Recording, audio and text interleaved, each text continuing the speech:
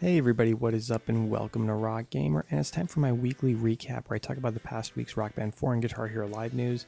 And of course we had a very busy week because Rock Band 4 came out this week, and we had some news break yesterday on a weekend surprisingly. So we learned that custom character stand-ins will be available as part of the patch released in December. Harmonix confirmed this on Twitter.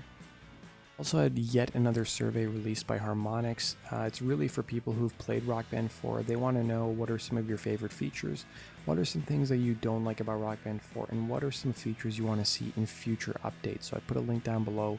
Make sure you guys go fill it out because it's going to impact what kind of features we see down the road. Apparently the December update that's coming out will not include online play. Harmonix confirmed on Twitter that while it won't include online play, it will include some interesting competitive multiplayer features. So I think we'll probably see score duel and some returning modes like tug of war. The other thing we learned too is that Rock Band 3 will export to Rock Band 4. So that has been confirmed now. They'll have more details to follow, but basically you'll need the physical copy of the game if you have the PS3 or the Xbox 360 version, or you can use the on-demand version that they released for the Xbox 360 to export. We also learned that the Xbox One Rock Band 4 disc and legacy adapter bundle in Canada, it looks like it's been delayed until later in the month.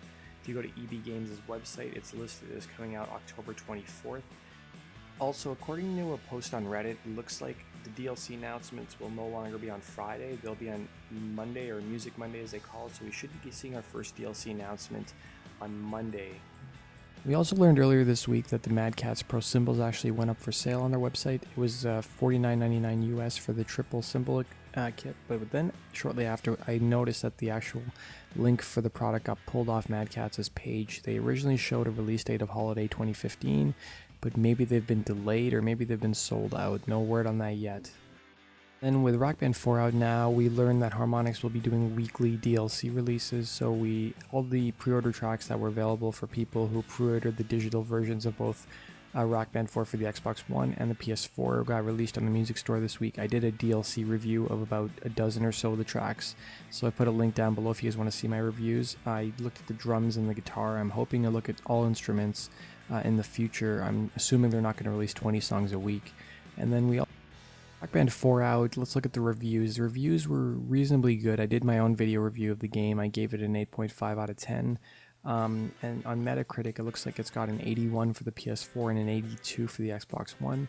The reviews generally said the same things. They liked the game. They said there's some really great improvements with the freestyle guitar solos and the career mode, but they really hit the game hard on the lack of features, especially online play, the ability to create a set list, and the lack of a practice mode, and the character creator not being as deep as it had been in previous games.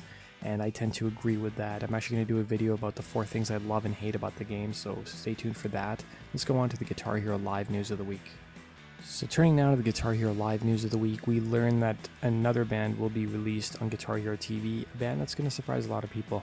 One Direction has been confirmed for Guitar Hero Live. They will be on GHTV. It's not clear as to what song they'll have on the service, but I know a lot of people were disappointed with that news. I'd say, give it a chance. You may be surprised by what you play. And then we also got an announcement of another dozen or so tracks for Guitar Hero Live. Now, it's not clear whether they're on disc, whether they're part of GHTV, but let's go through the track list. So we have Audioslave, Cochise, we have AFI, Girls Not Grey. We know that song is on disc. It was reported in a previous article. Disturbed, Stricken, Faith No More, Epic. That has been confirmed for GHTV. Incubus, Drive, In Living Color, Cult of Personality, Pat Benatar, Best Shot. It's actually a live version. Queen, We Are the Champions, Rad, Round and Round, Slipknot, Before I Forget, and Survivor, Eye of the Tiger, and then we also have Warrant with Cherry Pie. Notice a lot of these songs have been in past Guitar Hero games. A lot of these songs have been in Rock Band already. The most interesting note is the Pat Benatar song is a live version.